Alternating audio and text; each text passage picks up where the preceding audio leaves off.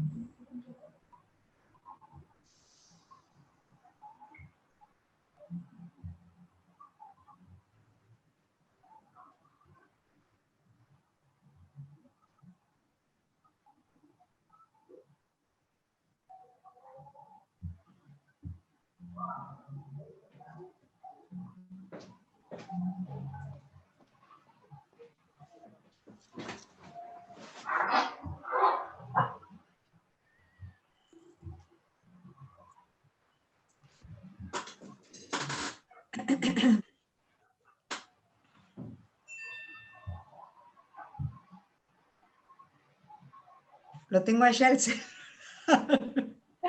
Lo dejé cargando. Lo dejé cargando. Bueno, Hola, buen día. Sé que eras vos. sí, era yo. Hola Ana Laura, ¿cómo estás? ¿Cómo va? Buenas tardes. Voy a sacar el video porque tengo poca señal.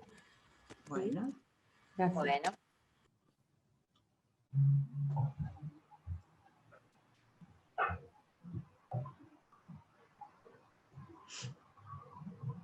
A poquito se van sumando. Sí, demasiado de a poquito. Vamos. Vamos con todo.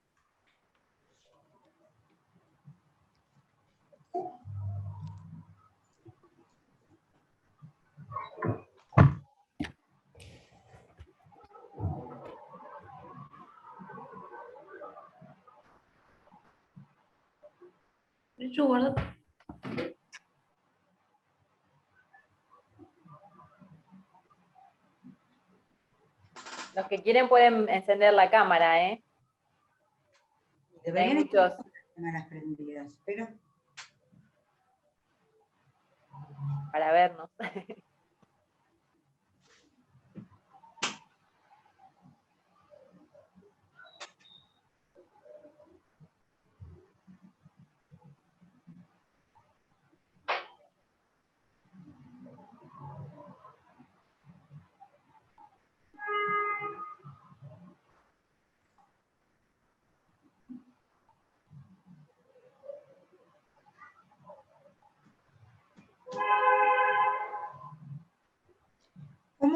¿cómo están yendo con el tema de la terapéutica del primer cuatrimestre? ¿Todo bien?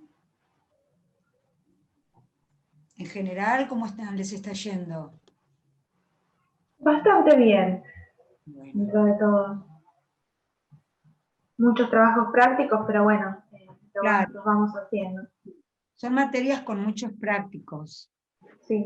Pensábamos que segundo año tenía muchos trabajos prácticos, pero este año supera todo. Tercero, en todos los niveles de educación, siempre es el más complicado.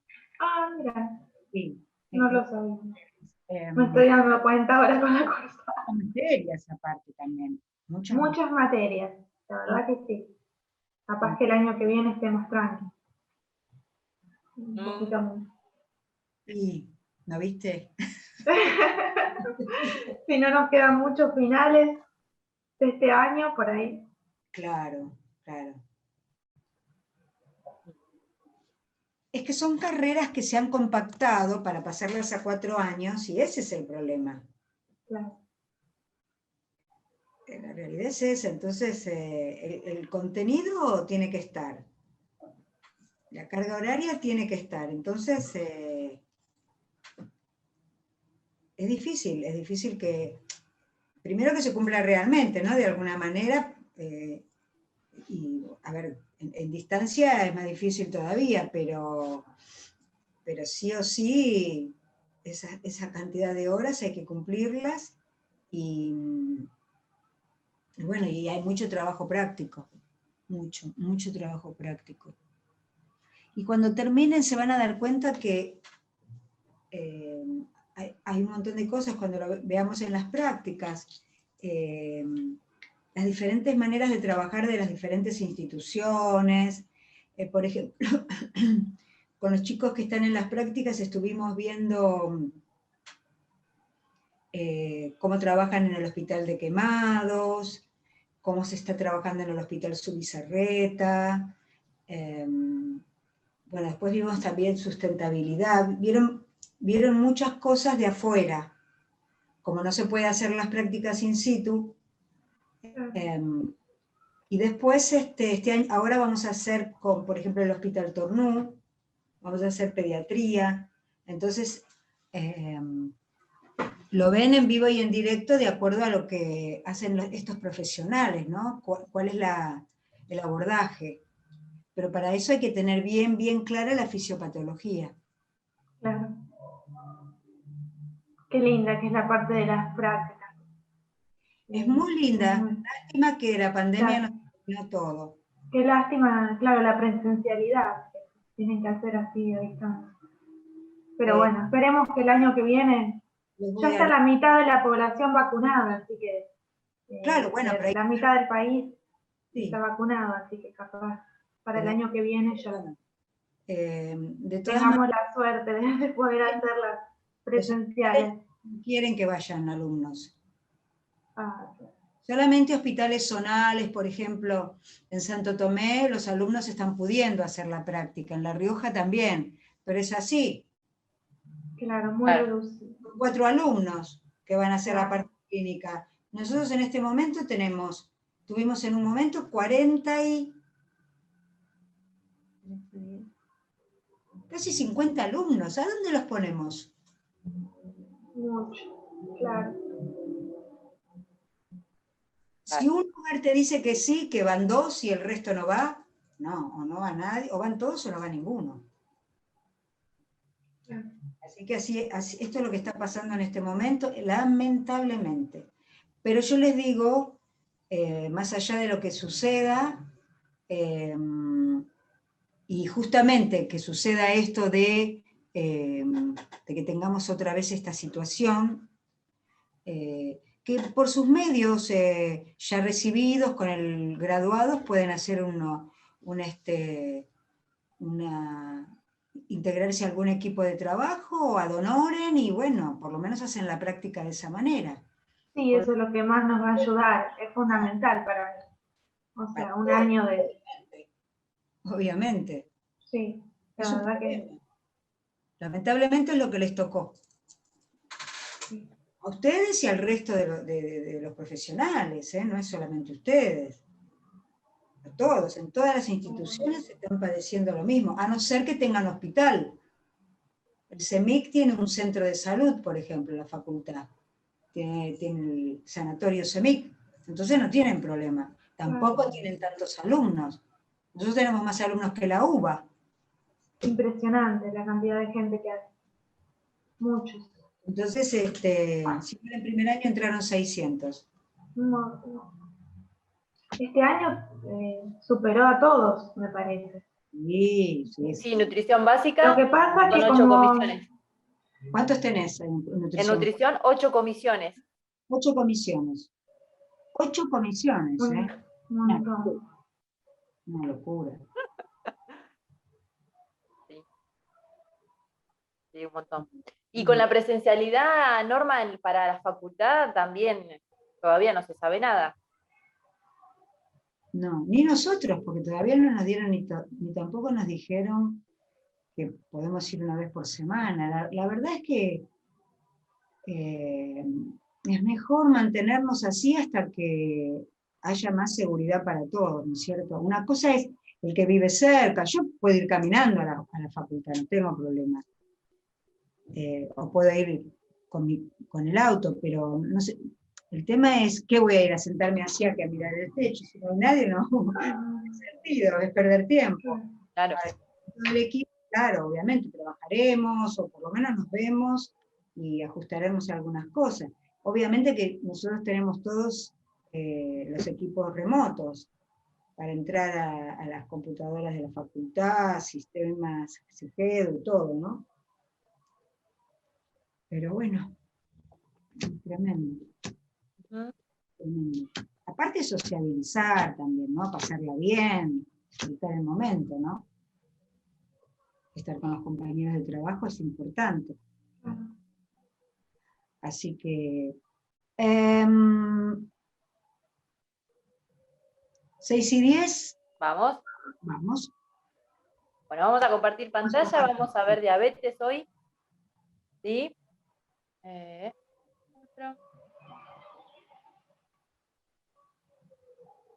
¿Lo ven ahí? Sí, perfecto. Si querés agrandar la pantalla, Cecilia. Sí, se ve perfecto. Antes de empezar con la clase propiamente dicha, pensemos que,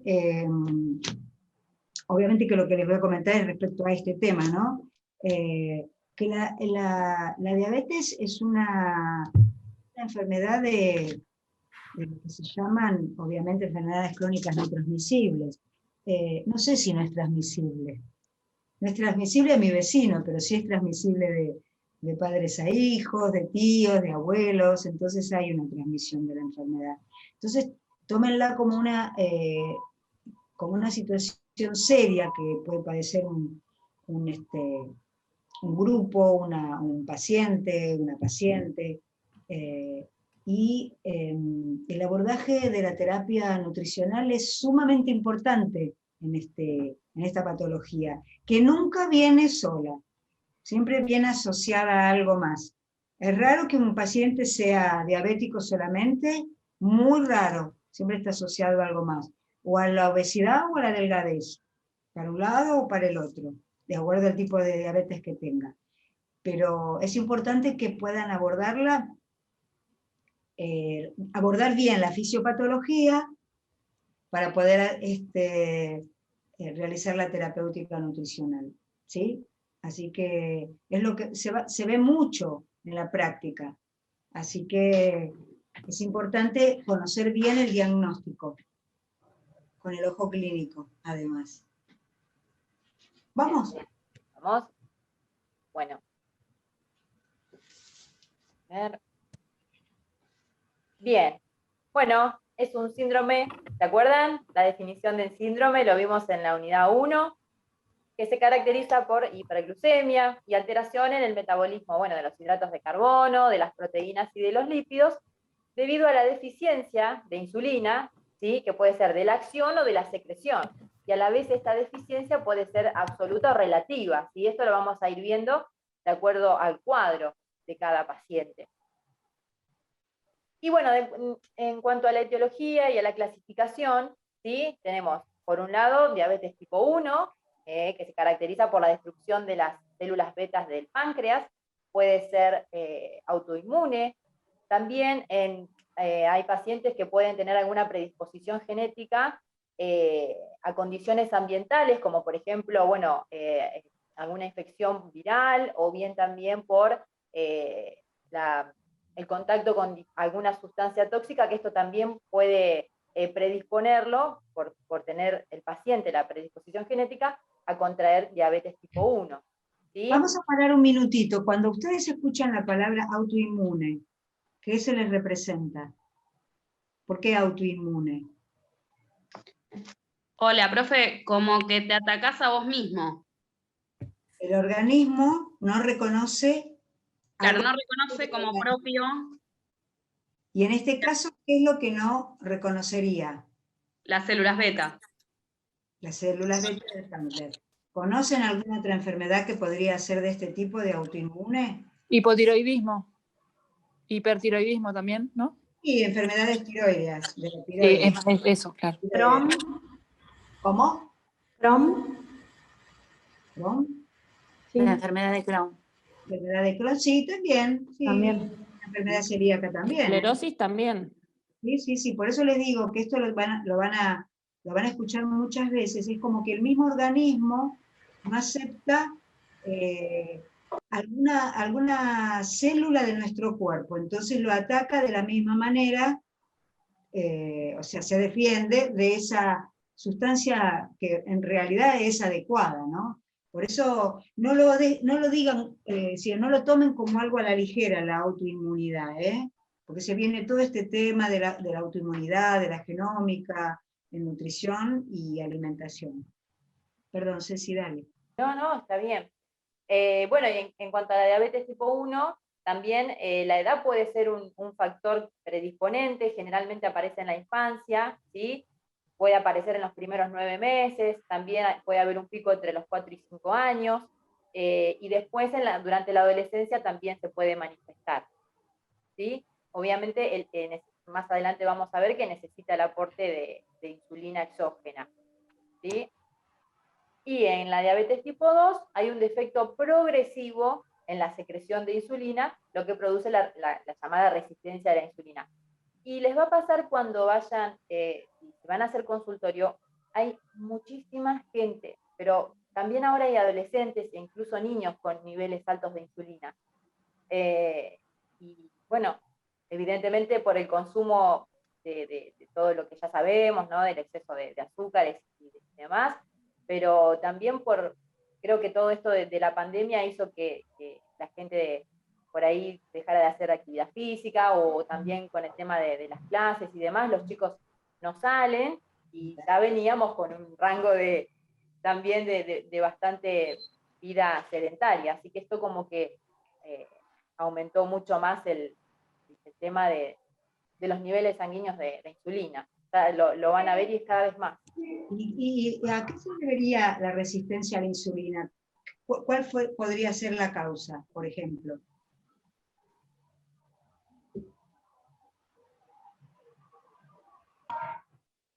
Que no haya receptores de insulina, por ejemplo, que no se sintetizan. Perdón, no te entendí, Saya.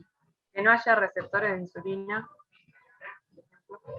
Podría ser, pero no es tanto, porque eso ya sería otra causa, no sería una resistencia a la insulina.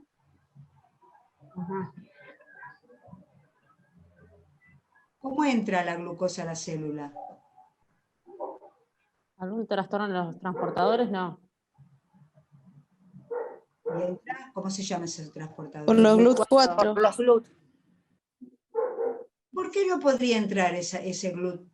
O sea, llevar a la glucosa, atravesar, para entrar a la célula y actuar dentro de la célula y que no quede en el intravascular. O sea, que la glucosa no esté aumentada en el intravascular es porque no entró a la célula, ¿sí? ¿Y qué habría ahí que no puede entrar? Que se resiste.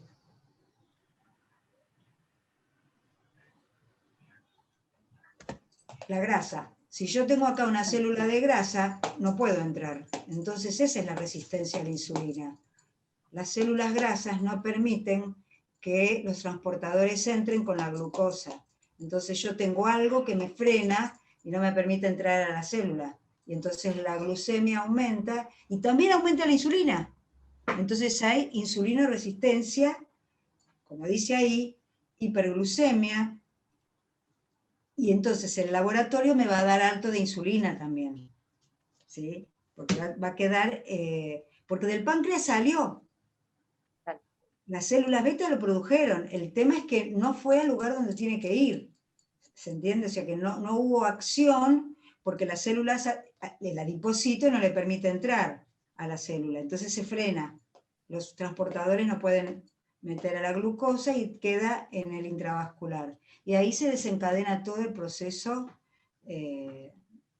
Tal vez no sea llamado un paciente diabético, si bien tiene todas las características de un paciente diabético tipo 2, pero es una insulina resistencia que a veces es transitoria. ¿Por qué? Y Puede porque, bajar la masa grasa. claro, Claro, porque tiene que bajar de peso el paciente, por ahí, con una bajada de peso, ya empieza a modificarse todos los parámetros. Entonces, tal vez no se lo puede diagnosticar como un diabético, por más que esté con hiperinsulinemia, hiperglucemia, porque le faltan otros síntomas Profe, para ser diabético. O sea, se puede revertir. Y en muchos casos ni se los medica a estos pacientes. Claro.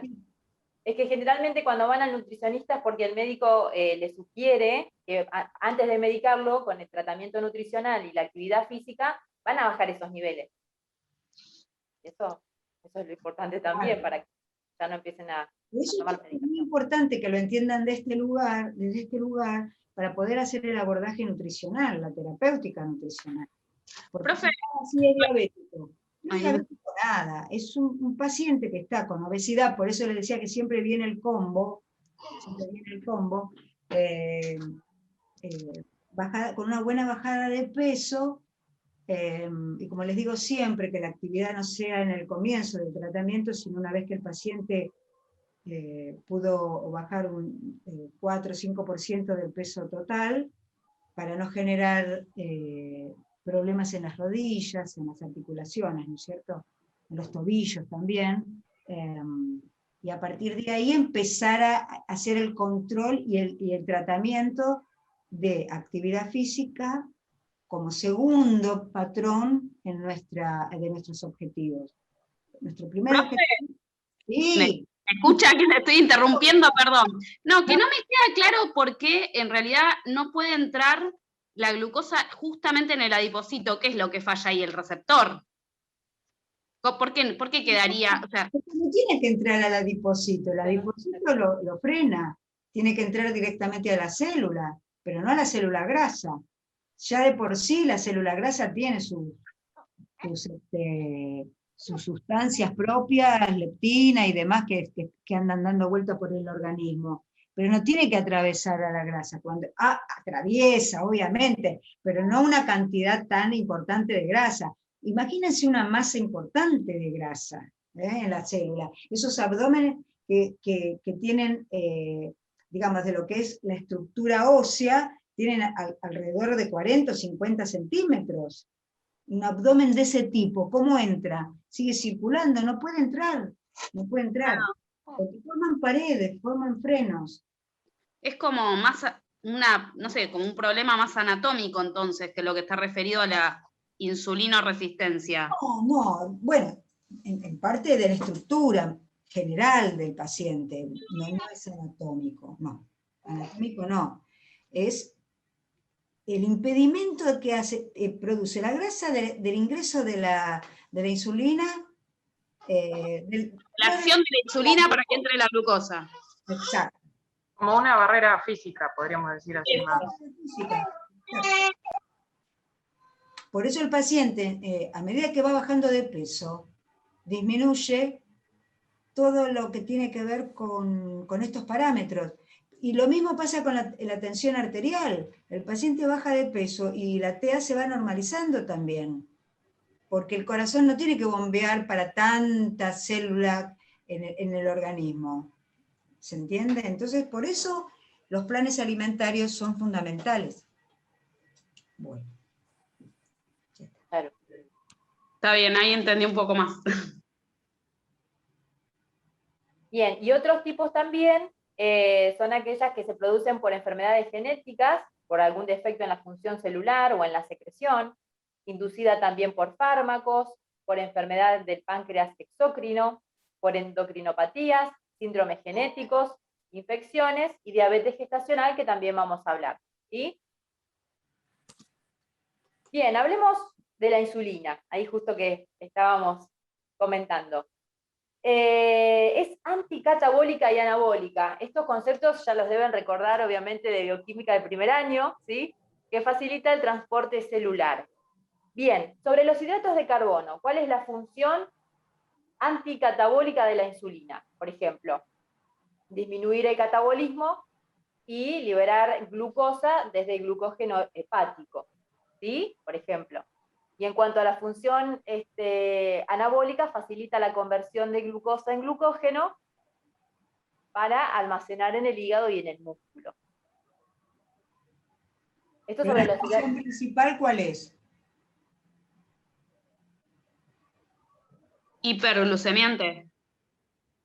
Aumentar la glucosa en sangre. ¿De la insulina? Hipoglucemiante. Hipo, claro. El Ah, glucagón, hipo, es verdad, perdón. hipoglucemiante. Claro, hacer que la glucosa entre, sí. Claro. Sí, En cuanto a las... ¿Cómo?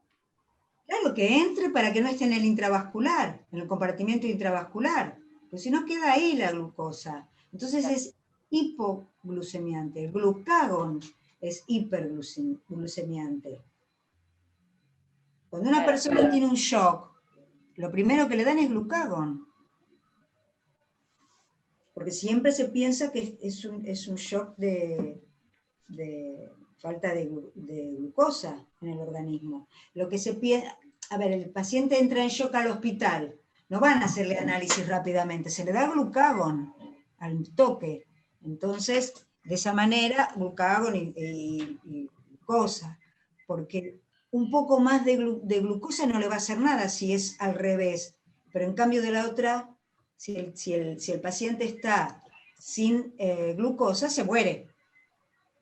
Eso lo lleva a la muerte. En cambio, la otra, estar en hiperglucemia no se muere, a no ser que tenga 1000, 1500, 2000, según la patología, ¿no?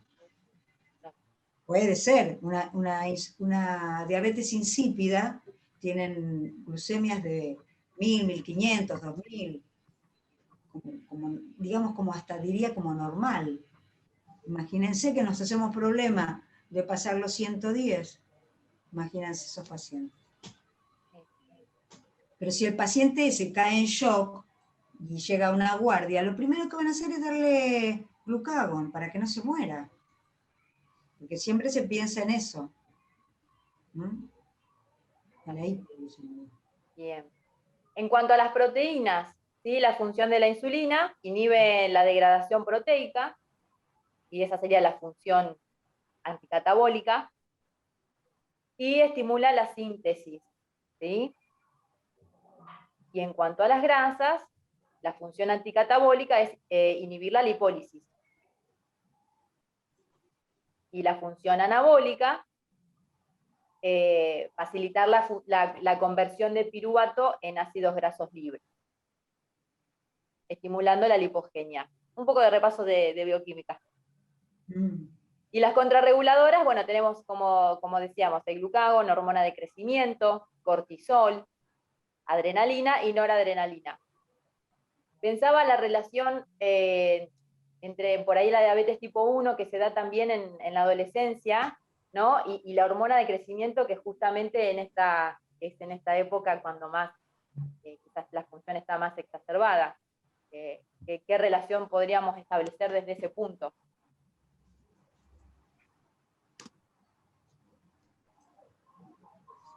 Bien.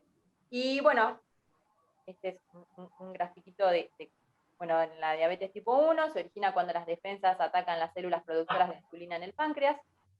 La diabetes tipo 2, ¿sí? Provocada por la insuficiencia de insulina o ausencia de la respuesta por parte de los tejidos hacia ella.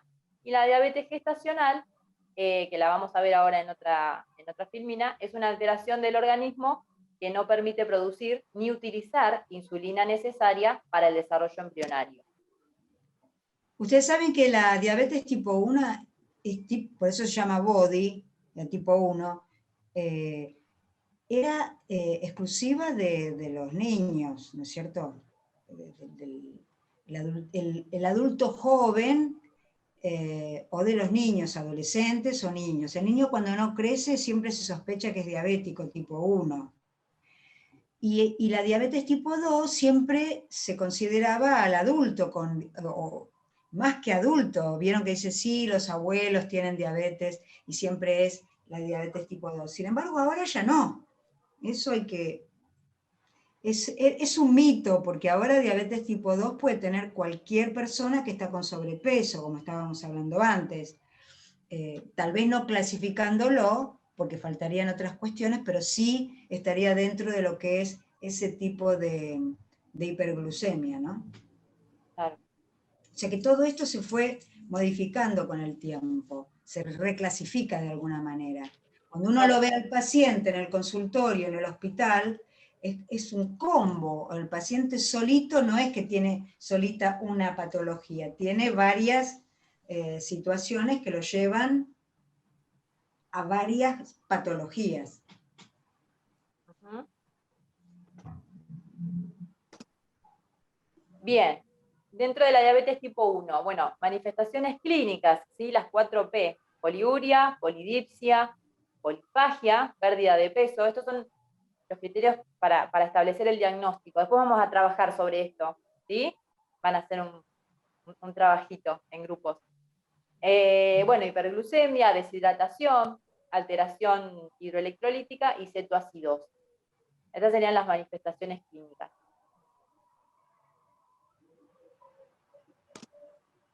La hiperglucemia y la cetoacidosis van de la mano. El paciente con hiperglucemia despide por la boca el olor a acetona, ¿no? Así que es un signo muy, muy clásico. También el paciente cuando entra al hospital por cualquier otra causa que entra a una internación, generalmente la glucemia aumenta. Es una situación de estrés, entonces se dan estas cuestiones que el paciente puede estar con una hiperglucemia en el periodo en el que está internado porque le van a hacer una cirugía y bueno, es una situación de estrés y entonces las hormonas del estrés están actuando y aumenta la glucemia. Pero no es diabético el paciente, ni queda diabético, pero en ese momento justamente se actúa en un plan alimentario para la situación que está padeciendo el paciente, sin ser diabético. Claro. ¿Recuerdan cuál es cada manifestación? Poliuria. ¿Qué es la poliuria? ¿Qué era poliuria? ¿Exceso de orina? Exceso de orina, tal cual. Exceso de excreción de orina, porque si no Sí, sería sí. un carro de orina. Exceso de excreción de orina. Excreción urinaria aumentada. Polidipsia. Una sed constante, es tener sed así constantemente. Claro, justamente porque como hay poliuria, hay mucha sed. Como voy a eliminar, voy a tener más sed. Voy a eliminar mucho, no va a haber más sed. Polifagia, justamente aumento de apetito. O sea, todo esto desencadena. No es el apetito lo que aumenta. No aumenta el apetito. Es como... Pensé como que daba más apetito, más hambre. Lo interpretaba así. Digamos, la palabra quiere decir eso, pero el síntoma del paciente es como que nunca se satisface con lo que come, pero no es apetito. Porque apetito, si ustedes se acuerdan, es otra. Falta de saciedad. El apetito es comer lo que uno quiere comer. Claro, pasa más, no pasa más selectivo. no por el hambre, sino por las ganas de comer algo que a uno le gusta, digamos. Claro. Es comer como comúnmente podríamos decir, como un barril sin fondos, que la persona come y no se da cuenta que está tragando lo que sea, no importa qué, no es selectivo. Y el apetito es selectivo. Yo tengo apetezco tomar un capuchino o comer una torta X. Eso es apetito. Hacemos eso. Entonces acá el paciente, hay que ver a un paciente diabético en estas condiciones. El paciente diabético en estas condiciones, además, la sudoración por la deshidratación es terrible. Ustedes pueden pensar que es un paciente que se empapa completamente y le chorrean y hace charcos de agua. Por ejemplo, si va manejando y está en una situación de shock, por ejemplo, le chorrean los brazos de tal manera que hace como charcos en el auto, por ejemplo. Es muy impresionante ver eso. O sea, una pregunta, Norma, perdón. Así, pero hay que verlo, ¿eh? Al paciente con la cama empapada, cuando empieza con toda la sintomatología, sí. La diferencia entre alteración hidroelectrolítica y deshidratación, o sea, ¿es lo mismo, no es lo mismo? No. Se puede estar no deshidratado y tener una alteración hidroelectrolítica. No tiene nada que ver. Comúnmente van de la mano. Ajá. Pero hay pacientes que tienen un problema renal y tienen una alteración hidroelectrolítica y no están deshidratados. Bien, ¿y eso se relaciona con la polidipsia o respecto al excremento de orina? Podría ser en este caso en el paciente, pero más está asociado a la deshidratación, no a la alteración hidroelectrolítica. Okay. Porque Bien. en realidad, para que, por ejemplo, si hay una dilución de las sustancias, es porque el paciente está tomando mucho líquido y los nutrientes se diluyen. Eso es lo que pasa, no se llegan a concentrar. El paciente tiene mucha sed, toma. Entonces baja el sodio, baja el potasio, hay ataque cardíaco. Entonces, por ahí puede venir. Por la sed que el paciente está tomando mucho, se diluyen, ¿sí? Y por otro lado se está deshidratando porque también está orinando. Es una descompensación total, ¿eh? Del medio interno terrible. Bien. Bien, y bueno, después la pérdida de peso. Ahora, los cuerpos cetónicos, ¿por qué se producen? Ácidos grasos libres.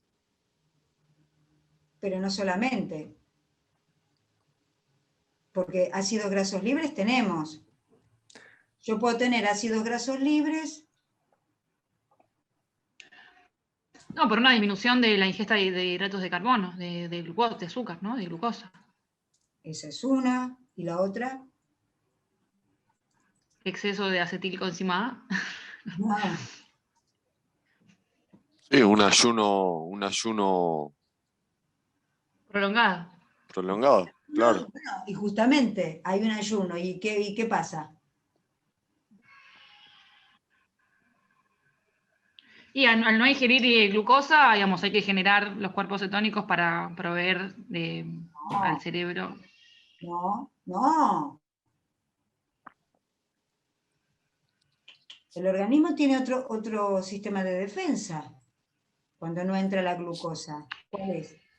Sí, la gluconeo. ¿A través de qué? El hígado, del ciclo de Cori. Las proteínas. Chicos, la grasa. Claro, empieza a consumir grasa, no tener. Claro, el uso de la grasa. Los triglicéridos producen, o sea, empieza a utilizar y se produce la cetoacidosis. No hay hidratos de carbono, no hay glucosa, no hay proteínas, entonces empieza a utilizar la grasa. Es un estado como de desnutrición. Empieza a utilizar la grasa de reserva y se produce la cetoacidosis. Claro, y después empieza con las proteínas de la estructura, digamos. Exacto, estructurales.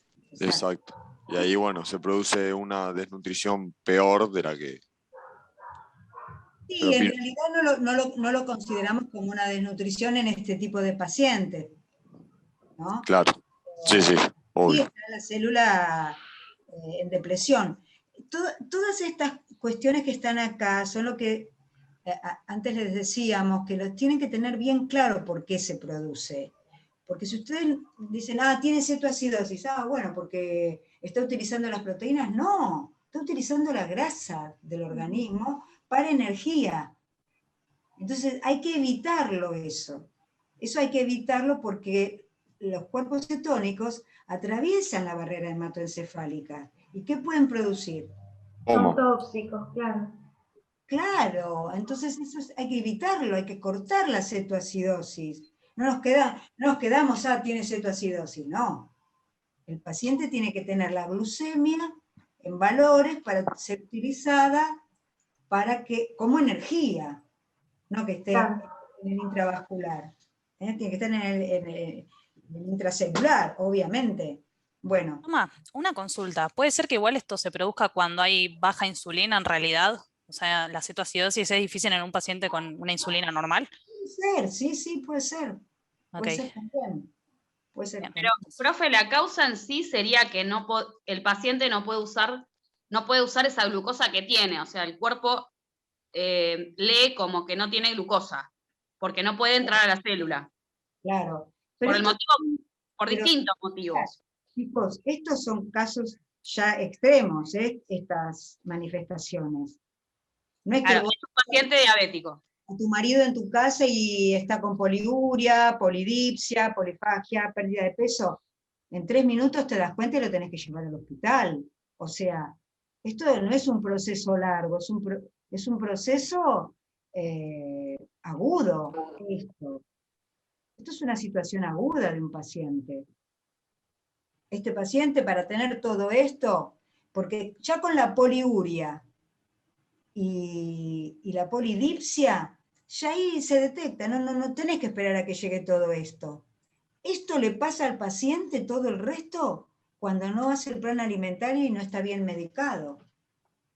A un paciente que llega a un consultorio con un laboratorio, el médico ya se da cuenta que puede ser tener ese diagnóstico, pero nunca va a llegar a todo esto. Estas manifestaciones son del paciente ya diagnosticado prácticamente.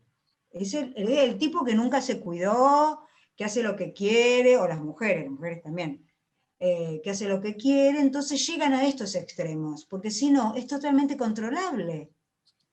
¿Se entiende? A no ser que sea un paciente hiperobeso, que nunca se hizo controles, y entonces sí, por una situación X, ponele un accidente de tránsito, el tipo termina en el hospital y aparecen todos estos síntomas. ¿Se entiende? Pero no vas a llegar a perder peso sin que tu familia se dé cuenta. No vas a estar comiendo o transpirando de una manera, o teniendo ese olor en la boca sin tener alguien que te lo esté diciendo. Es muy raro, ¿se entiende? A no ser que sea gente que no pueda llegar a entender, con bajo nivel educativo, y bueno, que no pueda entender la situación un poco. Pasa eso también. Pero pensemos que solamente con eso ya uno dice, ¿qué está pasando acá? No puedes ir a orinar 20, 30 veces una tras de la otra. ¿Quién no se da cuenta? Uy, estoy orinando un montón, me levanté 7 veces, 8, 9 veces a la noche. Es así. ¿Sí? Estos son extremos. Son síntomas o signos. Puede que tenga todo junto o que tenga 1 o 2. Y ya con 1 o 2 le haces el tratamiento. No vas a esperar que la persona entre en un coma diabético por una hiperglucemia. La realidad es esa. Vamos, Ceci. Bueno, algunas de las complicaciones agudas, microangiopatías y macroangiopatías, ¿sí? Neuropatía, nefropatía y retinopatía. Esto después, la otra vez les habíamos comentado de hacer seguramente una clase de repaso. Vamos a repasar porque no vamos a llegar, es muy largo el tema, ¿sí? Así que después vamos a hablar de las complicaciones agudas y las complicaciones crónicas. Pero bueno, queríamos hacer un breve repaso del principio, ¿no? De las manifestaciones, de los signos y síntomas, y del tratamiento también, y bueno, después seguir también con la otra parte, como nos quedó también intestino delgado y colon. Bien, ¿cómo diagnosticamos? Acá no puse los valores porque, bueno, me gustaría que los hagamos entre todos, esto ya lo deben saber. Glucemia en ayunas, prueba de tolerancia oral a la glucosa, y hemoglobina glicosilada. ¿Recuerdan los valores de glucemia en ayunas para el diagnóstico? Primero los valores esperables, deseables. Entre 70 y 110, ¿no es? 110. Bien. ¿Y para el diagnóstico de diabetes? Mayor a 125, 2 veces. Sí, 126, sí. Sí, dependiendo también la bibliografía. Y la prueba de tolerancia oral a la glucosa, ¿alguien se hizo alguna vez? Sí, en los embarazos. En el embarazo. Sí, muy bien. ¿Y cuánto es el valor? En el Si embarazo pasa los es 120, diferente. ¿no era? ¿Cómo? Si pasa los 120, ¿no era? Sí, en el embarazo es hasta 140. Claro, se hace una nueva extracción de sangre a las 2 horas. Claro. Y ahí tiene que estar casi normalizado, ¿no? Uh-huh. ¿Y la hemoglobina glicosilada? El 5% de la hemoglobina total, ¿no era? Me gusta cómo lo dice. Sí, entre 5 y 6, 7, hasta 7 son valores normales. Según el laboratorio, también. Claro. Según el parámetro que tome el laboratorio, según el sistema de análisis, ¿no? Claro. Claro. Y también puede ser medir la glucemia casual. ¿Una casual? Sí. Obvio. Hay una que te hace la glucemia o sea, como un promedio de los últimos 3 meses también, ¿no? Esa es la glicosilada. Esa es la glicosilada. Ah. Sí. Claro, porque ahí te das Bien. cuenta si el paciente se alimentó bien o no. Algo así puede ser. Sí. O con una dieta acorde a... Claro, porque la glucemia en ayunas te puede dar normal, pero la glicosilada te puede dar mal. Entonces ahí te Claro. das cuenta que el paciente miente. No cumplió con el plan alimenticio que le dimos. Exacto. O sea, anoche no comió, pero hace 3 meses que viene comiendo. Claro. ¿Entienden? O sea, la glucemia en ayunas le da más o menos bien, pero la otra, un horror. Claro. Exacto. Entonces ahí nos damos cuenta que el paciente miente. Claro, y la glucemia casual también es mayor o igual a 200. Sí, ahí también. Eso ténganlo en cuenta. Todos los valores, estudien los triglicéridos, colesterol, HDL, LDL, estudien, ¿sí? Eso tienen que saberlo muy bien. Una pregunta, Cecilia o Norma. Cuando el paciente ya tiene diabetes, no sé si hay diferencia entre 1 y 2, calculo que sí. Ya el valor al que se espera llegar ya cambia, ¿no? O sea, ya nunca llega a 70, o 80 o 100. No, hay que llevarlo al límite superior, por ejemplo, no 70, no. Con 70 el paciente Nunca más, claro. Inclusive, pero cuando está ya diagnosticado, no, el paciente entra en valores normales. Obviamente no pospandrial, porque es gente que se está midiendo continuamente la glucemia. ¿Sí? Entonces, en el pospandrial puedes esperar un número bastante elevado, pero después puedes encontrar valores normales, ¿eh? Sí, sí. A lo sumo llegan a 120. ¿Y eso en ambas diabetes? Sí, sí. Okay. Sí, sí. Okay. Bien. Bueno, y en cuanto a la diabetes tipo 2, puede haber resistencia a la insulina por glucotoxicidad o lipotoxicidad, esto que hablábamos de los ácidos grasos libres, ¿sí? Por disfunción de las células betas, ¿sí? Por hiposensibilidad, baja sensibilidad al estímulo. Y bueno, y el diagnóstico, ¿sí? Los síntomas clásicos, como nombramos en la diabetes tipo 1, la glucemia en ayunas y la prueba de tolerancia oral a la glucosa. Pero siempre, perdón, Ceci, el Sí, paciente con tipo 1 hay un déficit de insulina.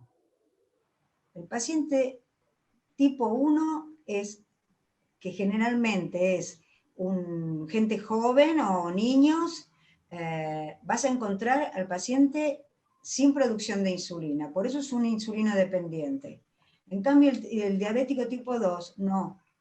Tiene insulina. Todo lo que hablamos antes, está asociado a otras situaciones. ¿Ves?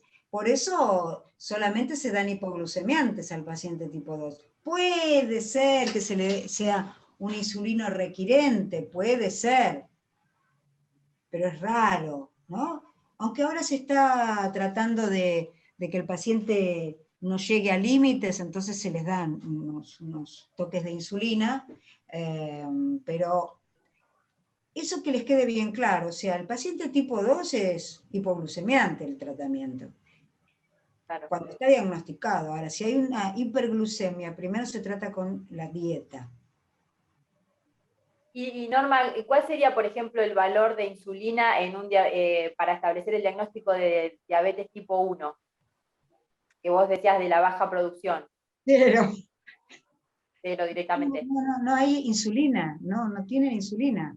Directamente el organismo no produce insulina. Los niveles son de 5, 6, o sea, en realidad son valores que no pueden cumplir la función de hipoglucemiantes. Claro. Norma, entonces como indicador precoz que digamos siempre uno mira la insulina, ¿o no? Claro. Para prevención, me imagino. En el paciente pediátrico hay que mirar la curva de crecimiento. Bien. ¿Sí? El que hace pediatría siempre tiene que ver la curva de crecimiento. Si el chico no crece normalmente con padres con alturas normales, no, si estamos hablando de 2 padres bajos, no vamos a esperar un chico muy alto, pero si estamos hablando de un paciente que no crece normalmente en el percentilo correspondiente, ahí empezamos con el laboratorio. Y debutan como diabéticos, porque vos lo ves a un chico de 10 años que tiene toda la estructura, la altura y el peso de un chico de 5 o 6. Entonces ahí se sospecha. Muy huesudo, con las rodillas muy salientes, flaquito, y como hablábamos antes, que comen mucho, pero no tienen síntomas todavía, ¿eh? No hay síntomas de estos síntomas de orinar mucho, no. En el chico es el patrón de crecimiento hay que mirar, porque la insulina es una hormona anabólica, entonces no crece, el niño no crece. Así que es muy importante que tengan el ojo clínico para eso. Bien. Bueno, y hablando un poquito de diabetes gestacional, ¿alguna de las chicas si ha estado embarazada tuvo diabetes o conoce a alguien que haya tenido diabetes? Yo tuve 2 pacientes con diabetes gestacional. Que por un lado hay que lograr, ¿a qué porcentaje tiene que llegar de adecuación la paciente? En realidad no es paciente, es una embarazada.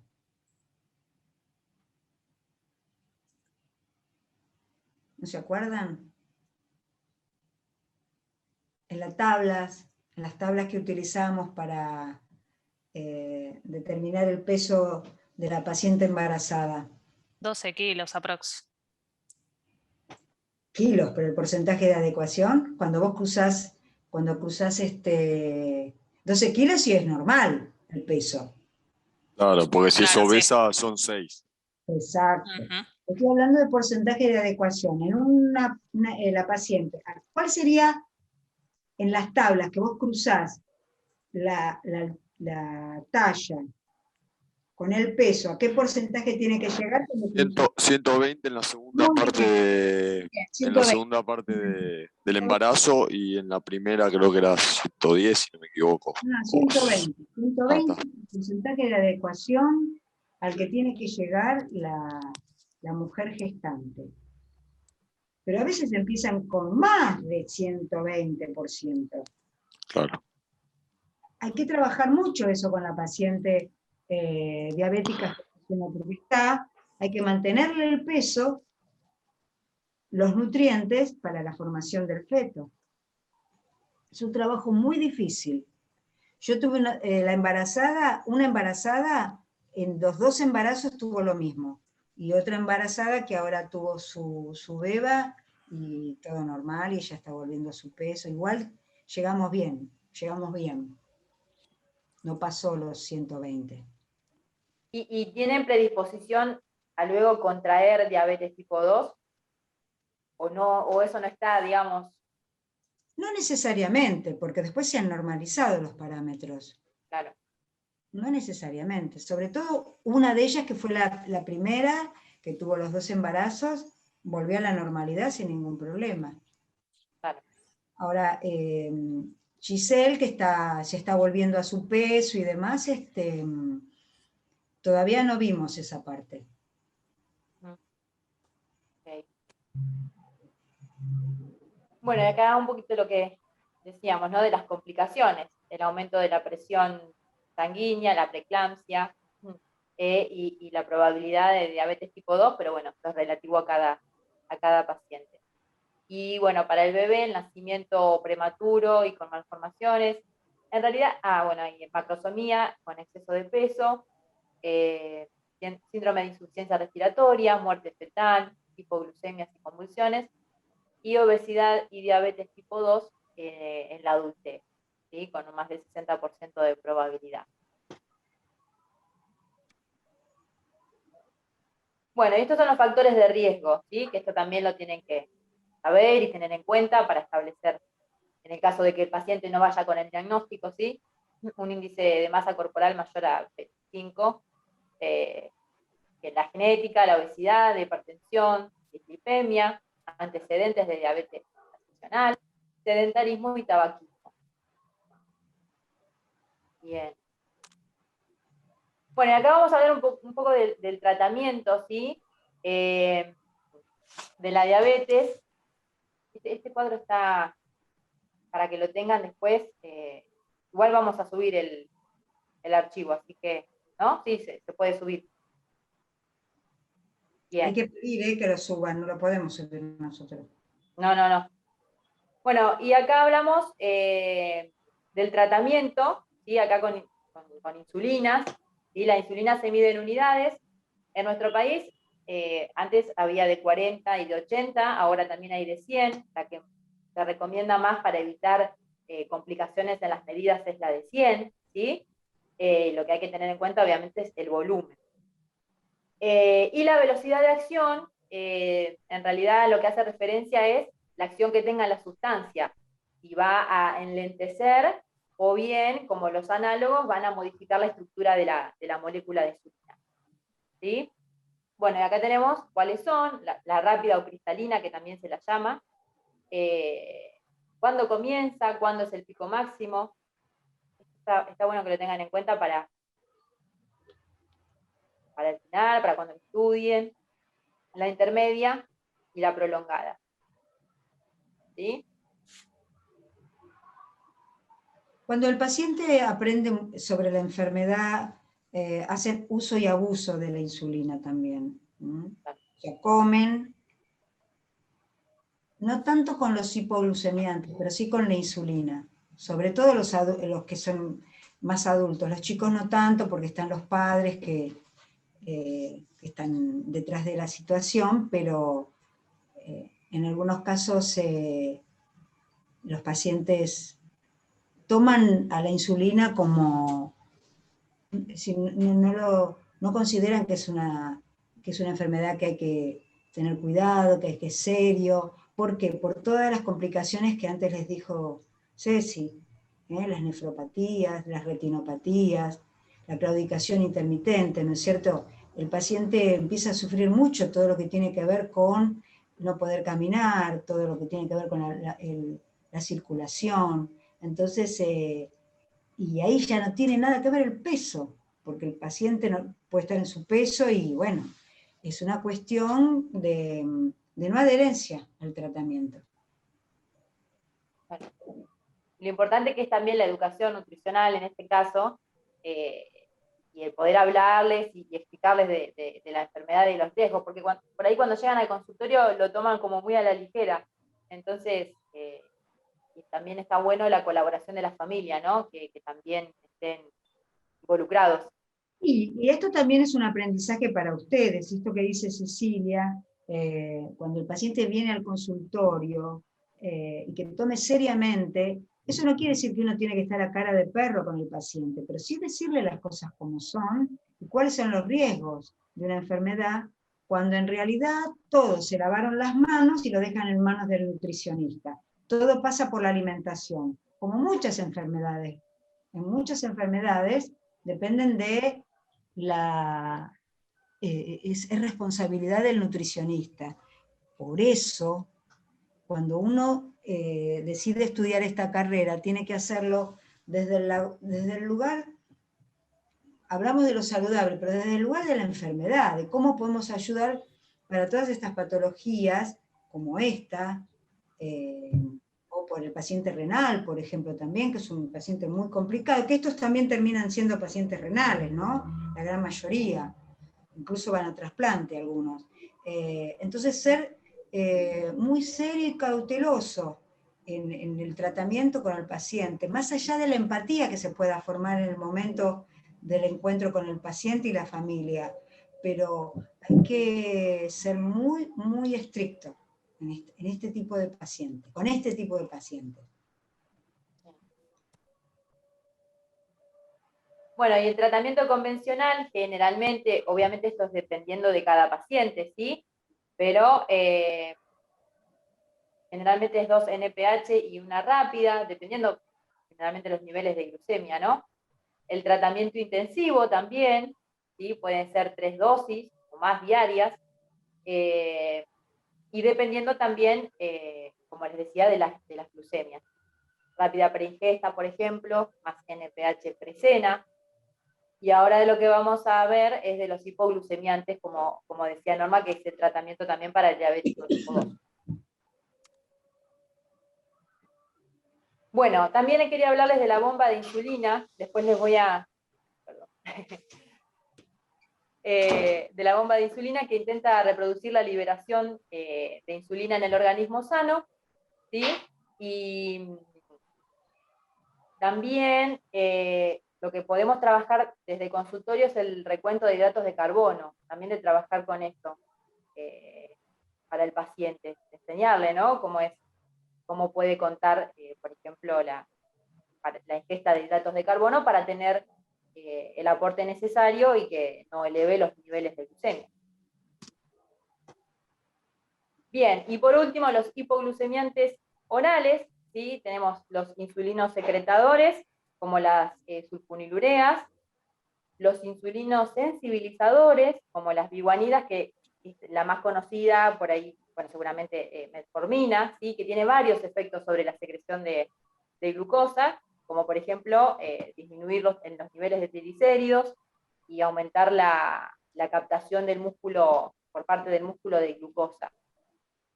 Los inhibidores de la alfa-glucosidasa, las incretinas, que son hormonas intestinales que se activan con la ingesta, ¿sí? Y estimulan la secreción de insulina, y los inhibidores de la DDP4, como la sitagliptina.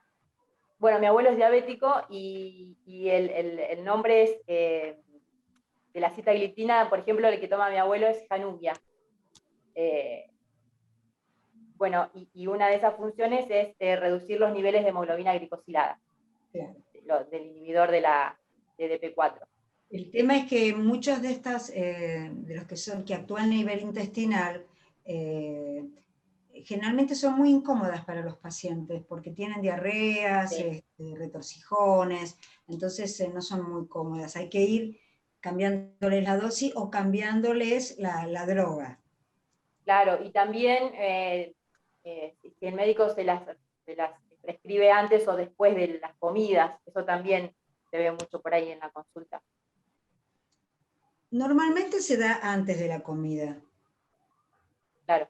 Normalmente. Una con el almuerzo y uno con la cena. Uh-huh. Bien. Bueno. Ahí estamos, ¿sí? Bueno. ¿Hacemos una pequeña actividad? Hacemos. Bueno. A ver. Bueno, la idea es que armemos 2 grupos, ¿sí?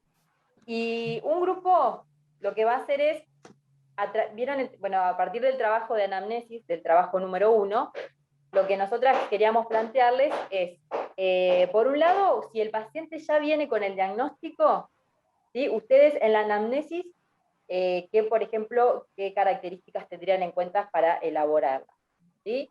Por otro lado, si el paciente viene sin un diagnóstico, ¿qué criterios tendrían en cuenta ustedes para realizar el diagnóstico, o bien qué tendrían en cuenta en cuanto a los síntomas o las manifestaciones que él refiere? Claro, ¿cómo actuarían como profesionales en esa instancia, no es cierto? Claro. Hacemos grupo 1, grupo 2, tienen 10 minutos para debatir, y después lo presentan. Grupo 1, Ceci, no sé si lo tenés dividido ahí vos. No, estoy acá para hacer la sala. Bueno, el grupo 1 que haga el tema de... Sin diagnóstico. Paciente con diagnóstico. Y con diagnóstico. El grupo 2, el paciente sin diagnóstico. Así que son 22, son 11 por grupo. Bueno, yo los voy a nombrar si quieren y que... ¿22? Sí, 22. Como 27. Ahora 23 se rajaron. No quieren trabajar, ¿eh?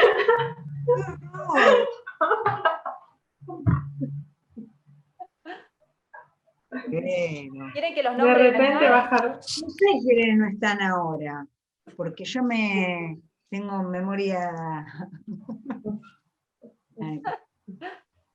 Bueno, vamos a hacer así. Los juntamos en 2 salas. Yo mucho no sé igual de hacer salas. 21.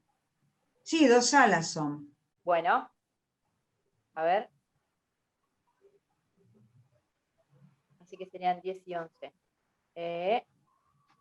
Yo lo tengo en inglés, no sé ustedes, Zoom, pero... No.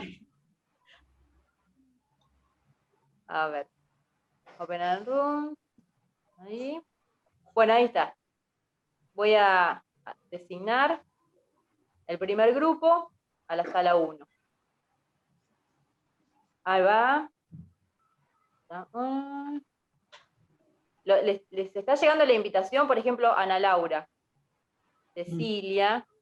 Sí, ahí voy. Ah, bien. Díganme ustedes, ¿eh? Cristian Felipe. Darío. Sí, vamos entrando, ¿no? Sí, vayan entrando y ya pueden empezar a trabajar.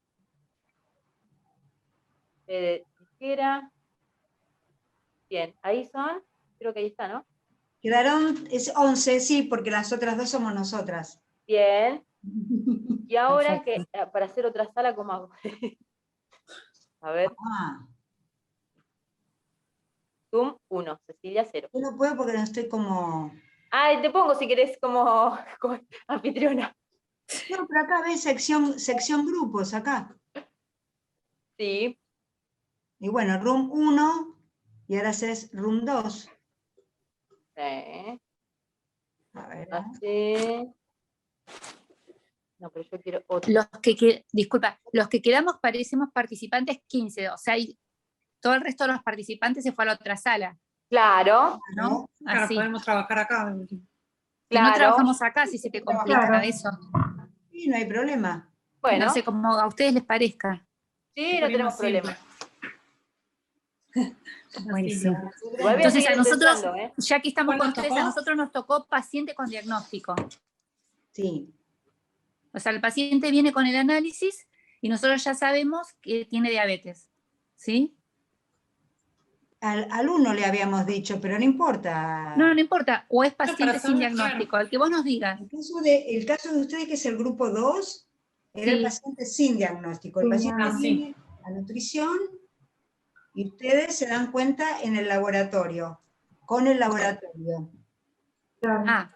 O sea, el paciente viene ya con un laboratorio. Ya viene con un laboratorio, sí. Entonces ahí nosotros lo primero que tenemos que ver los valores que tiene de glucemia. Exactamente. O sea, es lo primero que vemos. Y si observamos que la glucemia está alta, ahí empezamos a preguntarle cómo es su vida, de cómo se alimenta, qué come, cómo son los Claro, movimientos. con la anamnesis. No sé, háganlo, después nosotros les vamos a decir. Sí. Claro. Perfecto. Chicos, ¿qué hacemos? ¿Como una lista de ítems a preguntarle al paciente? Sí. Como una especie de anamnesis, como si fuese ¿no? una grilla, Claro. ¿no? Como, Así, bueno, como con la preguntarle la anamnesis. Vamos a hablar con propiedad, no una lista. La lista la del supermercado. Bueno, sí, obvio. Una guía, una anamnesis, debe ser con los datos, nombre, teléfono, todo, y bueno, los valores, Las anotar los preguntas. valores Claro. del laboratorio y de ahí abordar a las preguntas, no sé, Vamos. primero cómo se comporta o qué hábitos tiene en su casa, por ejemplo. También si la glucemia Datos. no le da tan elevada, podríamos repetir los análisis. Sí, Pedir un puede ir. laboratorio más para corroborar. Sí, porque también muchas veces pasa que por ahí si el paciente el día anterior comió mucho, se excedió, Claro. quizás a veces no tiene elevado, pero si comió mucho el día anterior, te da elevado el laboratorio. Sí, Y o si no, pedirle los estudios previos también. Sí. Si Los tiene últimos dos, previos, por lo también menos. pedirlos, claro. Si son recientes, claro. Entonces, en la anamnesis ponemos los datos personales, laboratorio actual que se presenta. ¿Y si tiene alguno previo también? También. Pedimos laboratorio previo, si tiene, y volvemos a dar otro laboratorio futuro. Sí. Sí, Y yo ahora, preguntaría si tiene antecedentes también, si hace actividad Claro. física, como que descartaría también todas las preguntas como Claro. para ir sabiendo. Preguntarle si tiene, además de los o sea, y laboratorios dentro- de sangre, si tiene de orina también, porque Claro, ahí y podemos peso y diagnosticar altura, también. chicas, ¿y peso y altura lo ponemos dentro de los datos personales? Sí. Sí, también. Dentro de esos mismos. Porque también eso nos va a guiar mucho si el paciente tiene sobrepeso o no. ¿Tiene sobrepeso o no? Solo obviamente en la anamnesis vamos a hablar si hay antecedentes familiares, Exacto, iba a decir lo para mismo. saber si hay una predisposición genética ya de antemano. Sí, claro, eso es lo que los Chicas, antecedentes. les consulto, ¿cómo alguien está anotando? Yo la primera vez Yo que- estoy anotando, chicas. Perfecto. Yo necesito buenísimo. anotar. Bien. Datos, puse así, datos personales, Datos peso, personales. altura, Bien. sí, Pero peso, circunferencia. altura no iría También- la valoración antropométrica como para ir ordenando, para que sea bien ordenado. Sí, está bien. Sí, mejor. También Entonces, pondría un datos. ítem- Datos Sí. personales, Datos personales. medidas antropométricas, pongo. Claro, sí. Valoración bioquímica, exámenes. Yo Ahí puse otro laboratorio laboratorio. actual, laboratorio previo, laboratorio futuro, como para ya tener los 3 ítems en la misma anamnesis. Sí, historia clínica está bien. Historia clínica, Pones claro. ya historia está. clínica. Y Ya está. antecedentes. Esto Antecedentes se- para mí es clave. Ya abarca todo, digamos, lo anterior. Contaría el peso usual del paciente para ver si hubo una diferencia de peso en el último tiempo. Ya de Claro, Y peso síntomas, habitual. Y Eso, síntomas peso también. Los síntomas también. Sí, que es lo que si tiene algún síntoma que esté vinculado, no el que lo sepa, ¿no? Pero ver, que esté vamos- vinculado. En este caso, Preguntaría, valoración por ejemplo, la clínica, deposición, un examen. la frecuencia de orina, todo eso que estábamos hablando antes, de si siente Así que el todos los nivel de síntomas sed es que normal, cosas así. Claro, en ese Eh, caso yo lo pondría como título de valoración clínica. Haría un chicos, pero examen. estábamos en antecedentes familiares, en antecedentes para la anamnesis para que sea ordenada. Está bien. Ponemos padre, madre, sí, o directamente ponemos familiar, si tiene familiares. Claro, Y familiares, familiar. diría yo. Familiares, la porque familia. puede haber antecedentes por parte de los bisabuelos. No, más simple. Tal cual. Perfecto. Antecedentes, familiares con antecedentes ponemos. Entonces, después sí, recién habían dicho, el laboratorio ya estaba, antecedentes, después síntomas que presenta. ¿No? Sí, los síntomas. Yo creo que Y iría ahí lo de valoración las P, lo de las P, Las digamos. 4 De P. las P, la Las 4P. Polidipsia, poliuria, Poliuria. pérdida de peso Polifagia y Polifagia. pérdida de y peso. polifagia. Bueno, Eso. poliuria, Polifagia, polifagia, polidipsia y pérdida de peso. y pérdida de peso. Fue el tema del aliento, ¿no? Esto de la cetoacidosis. Pero eso es muy. No va a decir. Ya estaría no, medio mirá. internado, que El digamos. dolor de la orina se A ver, nota. A ver. Claro. Si estamos hablando, perdón, de un niño o estamos hablando de un adulto. No aclarar. No especificamos. No, sí, porque tenemos la edad, pero no somos. Ahí Norma dice adulto. No, ahí Norma dice adulto. Adulto, micrófono.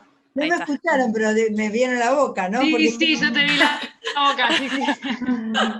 No, yo no la vi. Bueno, buenísimo. Adulto, si no aclaraba. Perfecto. Pero podemos signos y síntomas. Sí. Claro, estos, a ver los síntomas. Y que nos explique cómo le podemos preguntar a ver de qué está sintiendo él, más allá de la poliuria, polifagia, porque todas estas cosas podemos anotar nosotros, él no va a saber. Es que es la pérdida de esos son los peso. síntomas, no serían signos. Él no te va a decir polidipsia. Bueno, ni te va a entonces decir- ahora, claro, Haríamos un los examen signos. físico también. Buenísimo. Sofía, ¿puede ser el martes? Ay, perdonen, chicos, porque estoy acá. Profe. Puede ser el martes. Siento que tuvo un problema con... Profe. El martes podemos, Norma. Pueden el martes a las 19 horas. Profe.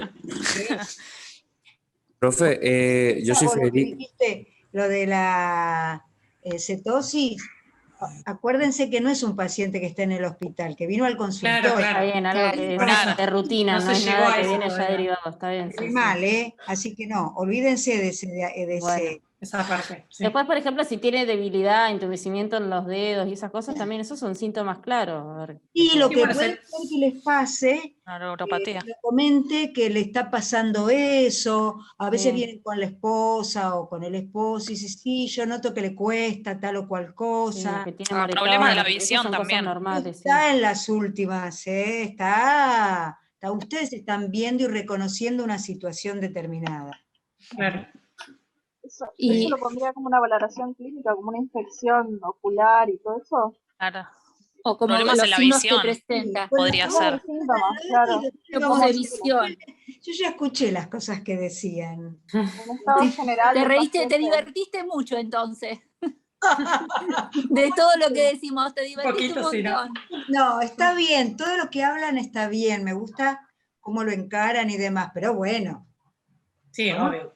Somos principiantes, claramente. ¿Para qué estamos nosotros? Claro. Bueno. Pero está bien. Bueno, Está bien. A la paciente. Estábamos en signos, ¿no? Allá habíamos puesto los síntomas en signos. ¿Qué le preguntamos? Yo había puesto, a ver cómo ve el abdomen. Alteraciones, sí, si vio cambios en la visión. No, es que por los ahí. signos es lo que vemos nosotros, el síntoma es lo que siente el paciente, que nosotros Claro, no es lo que vemos. él te dice que siente. Claro. Los signos lo tenemos que ver nosotros ahí, no sé si se oculta, pero no ocultamos nosotros. Lo que decía la profe, el tema del aliento. El tema de si tiene color. Pero no creo que te descartamos. Tiene mala lista. No estaría muy bueno. Pero aparte eso lo descartamos porque es un estadio avanzado de la enfermedad. Claro, Pero eso eso es lo que es ella decir, dijo. eso es un estadio muy Por avanzado, ahora todo. no esperar a eso. Tal cual. Sí. Entonces La tenemos frecuencia de actividad física la visión, en otro ítem. abdomen, el tema de, bueno, sed, ya lo pusimos en los síntomas. Claro. Sí, lo que él diga.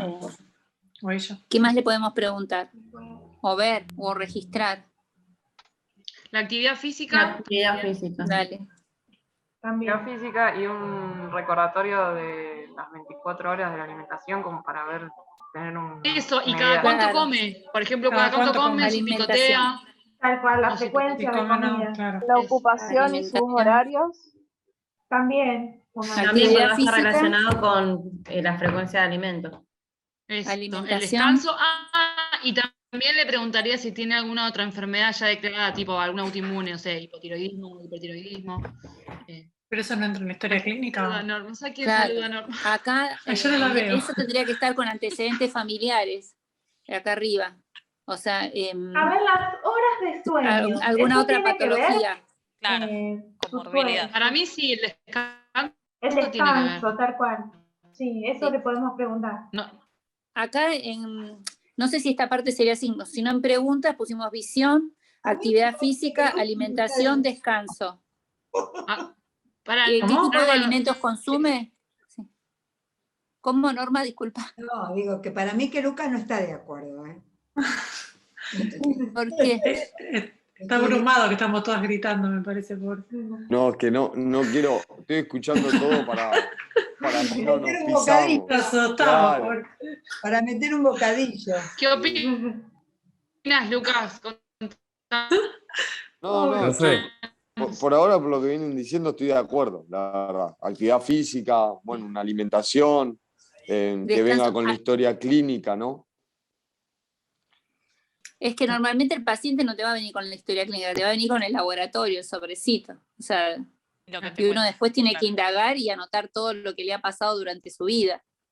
Porque quizás, qué sé yo, de chico fue diabético o de chico fue obeso y ahora lo ves y está normal, o viceversa. Claro. Eso es lo que uno tiene que dejar asentado. Cari, ¿anotaste la ocupación? Sí, Sí, puse actividad física, no ocupación. Dale. ¿Y ahora cómo hago para hacer entrar a los otros alumnos? Yo no tengo el rol. Quedamos nosotros solos. Quedamos nosotros. A nosotros los echaste, dijiste fuera. Hay gente que está hablando en el Ahí está, ahí yo di el rol. Profe. Profe, yo soy del grupo 1 y a mí se me cortó el Wi-Fi y ahora entré de vuelta a la reunión y le quería pedir si me pueden mandar de vuelta al grupo 1. No, porque ya están terminando, no pasa nada. Ay, bueno, dale, no pasa nada. Tranquilo. Es un pequeño ejercicio que hicimos para saber dónde estamos. Bueno, entonces vuelvo a repetir, puse visión, ocupación, actividad física, alimentación, descanso.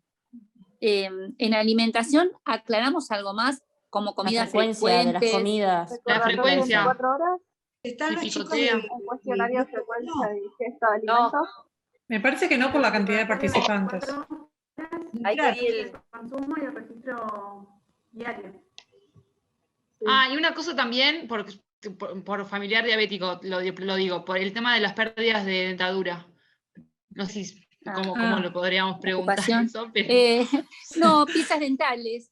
A ver, dentarias. Evaluación bucal. Pongo.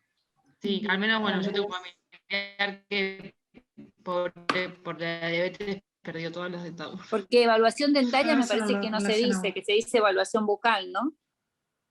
Sí, No estoy segura. Creo que sí, no sabría decirte. No estoy segura. Bucal. Y entre paréntesis pongo pérdida de dientes. Sí. O pérdida de piezas dentarias. Bien, tal cual. Claro. Pérdida de piezas dentarias. Puede que no le pase, pero es un síntoma de una diabetes, por ahí una diabetes muy avanzada, no sé. Yo tengo una conocida que tiene manchones en la piel, o sea, problemas Qué de fea pigmentación. enfermedad, la verdad, cuántas cosas te puede traer. Claro, lo que puede suceder es que las personas con diabetes tienen en la parte del cuello, generalmente se mira, que tiene como una zona más oscura, se detecta. Exacto, Sería evaluación. Tiene un nombre eso, sí. Sí, porque no es evaluación epitelial, pero algo relacionado a la piel. Dermatológica. Evaluación de piel no se dice. Evaluación térmica. Podés ponerle si dérmica. presenta zonas despigmentadas Dérmica. de última. Sí. Sí. Evaluación dérmica. Sí. ¿No es psoriasis? Sí, puede ser que tenga psoriasis, pero lo ves en una evaluación dérmica la psoriasis. Pero tiene un nombre no, esas manchas negras. Las Sí, que están en el cuello y la axilas. pigmentación. ¿Es Sí, algo es verdad. negricans o algo así, puede ser? No sé, no me acuerdo el nombre. Perdón, Cecilia, me están preguntando los chicos del otro grupo si tienen que salir o no. Me preguntan los del otro grupo por el chat si tienen que salir o no. Ahí le pasé a Norma yo, que sea anfitriona, porque realmente no sé cómo hacerlos volver. Ah, bueno, listo, le digo que esperen entonces, porque me preguntó uno por WhatsApp. Que salgan de la sala y por ahí se vuelven acá con nosotros. Que vuelvan a entrar al link como al principio, digamos. Ah, claro. No, que salgan de la sala. Por eso le digo que salgan de la sala directamente. Claro, Como o me de digas. la sala esa, del grupo. De la sala que creaste, claro. A ver, les digo. Ahí está, me parece que se están sumando, me parece. Ahí salimos de la sala, sí, ahí está. Ahí lo lograron, listo. Gracias. Che, tiro una última si la quieren agregar, Dale. no sé si está bien. El tema de si en el embarazo por ahí aumentó más de peso o algo, pero no fue diagnosticada diabetes gestacional, no sé si podría Sí, ser pongo, interesante. No sabemos si es mujer o mujer, no. Claro, no tenemos claro, ni idea. si es mujer, lo pongo como un detalle. si es mujer, preguntar embarazos. Claro. Sí, déjalo aunque sea mencionado. Muy bien. Los chicos habían salido del aula, del otro aula. Sí, ya hay 20. Sí, ¿Entraron? acá estamos, sí. Ah, buenísimo. Estamos todos acá entonces. Me parece que faltan, porque ahora hay 20, ¿y no éramos 23 antes? No, después Se fueron. Bueno, no digo. Bueno, el grupo 1 Sí, acá. estaba en la sala aparte, o no me acuerdo cuál era Sí, el grupo sí. 1. El grupo 1 estaba aparte. Sí. Bueno, cuéntenos. Bueno, voy a hablar en representación. Bueno, lo dividimos como en 5 puntos y pusimos una primera instancia, preguntarle datos personales, donde le preguntaríamos, espera que no me entiendo la letra. Si tiene, es que iba anotando. Bueno, si tiene alguna otra patología, si toma farmacología, bueno, qué toma, con quién vive, si trabaja, cuántas horas y qué tipo de trabajo hace, si realiza actividad física, con qué frecuencia y qué tiempo, y su peso habitual. En realidad supusimos que vendría derivado de algún médico y todos esos datos por ahí antropométricos ya los tendríamos. Después, en una segunda instancia, el motivo de la consulta, más allá de traer su diagnóstico, si por ahí nos quiere expresar alguna otra cosa. Después le pediríamos si tiene estudios complementarios para verlos, y si no, no sé si los podemos pedir nosotros. Según la obra social, sí. Según la obra social que atiendan, sí. Ah, ok. Bueno, como para ver los valores. Después, por ahí preguntarle un poco de la historia de la enfermedad, antecedentes, esto que decíamos, si tiene alguna otra patología. Y después, por último, y donde por ahí nos explayaríamos un poco más, el tema de sus hábitos alimentarios. Que ahí sí hablábamos por ahí de una frecuencia alimentaria, pedirle, o un recordatorio 24 horas. Bien. A ver, ¿el paciente era un paciente de primera vez para ustedes? Sí, ¿Que debuta, entiendo que sí. Como diabético? ¿Que debuta como diabético? Que viene con el diagnóstico de diabético. Recién diagnosticado prácticamente. En realidad, vamos a ir viendo, porque si él ya viene con medicación, se supone que no. No, porque está hace una semana. Ah, bueno, sí. Y no estaba especificado si era la primera vez. Pero lo podían haber inventado. Sí, no, es como que íbamos a ir deduciendo todo en la consulta, claro, digamos. Está bien. A ver, lo que ustedes se tienen que ordenar, no está mal. Ustedes tienen que ordenarse en la cabeza qué hago con el paciente una vez que lo tengo enfrente a mí, ¿no es cierto? Entonces, pensar qué tal, cómo le va, lo hacen pasar, se sienta, cómo le va, si viene con la mujer o si es una mujer, viene con el marido o viene solo, no importa. Y te va a traer los estudios, trajo los estudios porque si pidió el turno, siempre cuando piden turno es conveniente preguntar por qué es la derivación o cuál es la consulta que quieren hacer. El motivo sería. Un paciente que se llama, no sé, Nicolás, y ya cuando tratarlo empáticamente, cuando viene, ¿qué tal, Nicolás? Yo te había pedido que me trajeran los estudios, ¿los trajiste? Sí, o ahora en este momento que los mandan por mail. Ustedes ya tienen que tener estudiado, si los mandó por mail, cómo le dio el laboratorio al paciente. Un poco de prestarle esa atención al paciente, ¿está bien? Vamos a suponer que no, que el paciente lo trae en ese momento, leen y van al foco de lo que ustedes están buscando, ¿sí? Como está diagnosticado con diabetes, van a ir a buscar los puntos que más les interesan. Bueno, la glucemia, urea, ácido úrico, cetonuria, bueno, todos los valores que son interés de hemoglobina glicosilada, colesterol, todo para ir asociando.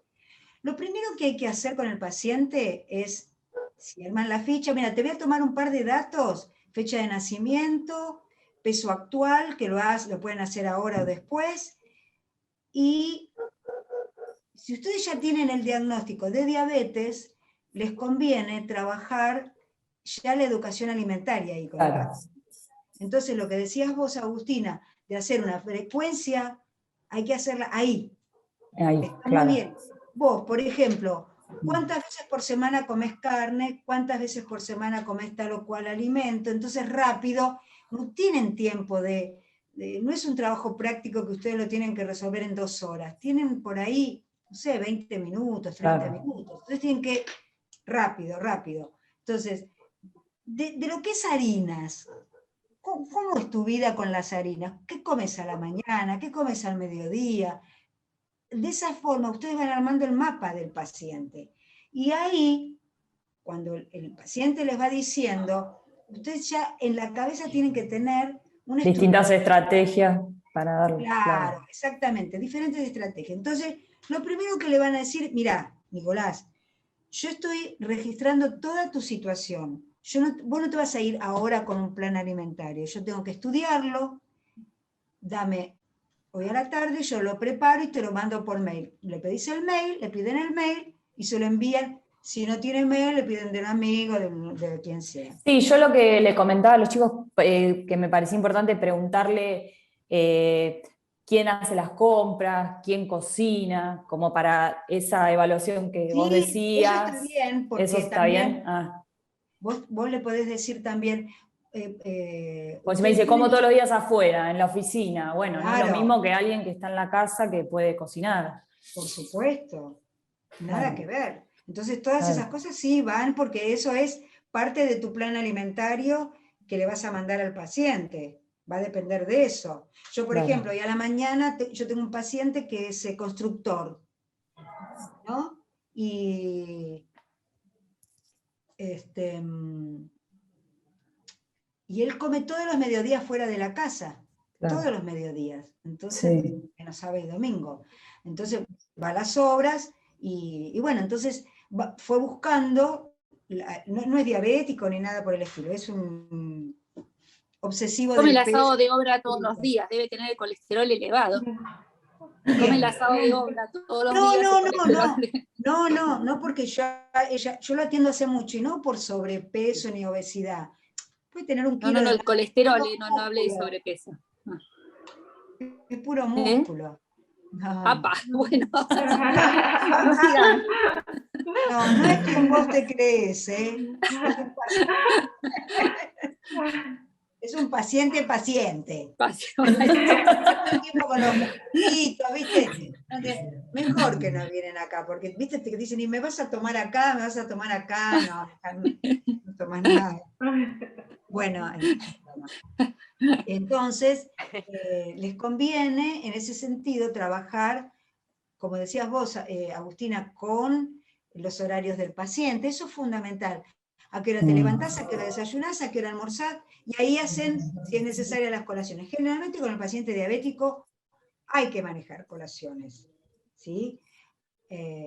Por los hipoglucemiantes o por la insulina hay que manejar las colaciones. Y sobre todo, y en algún momento, y eso van a avanzar luego con las colaciones nocturnas.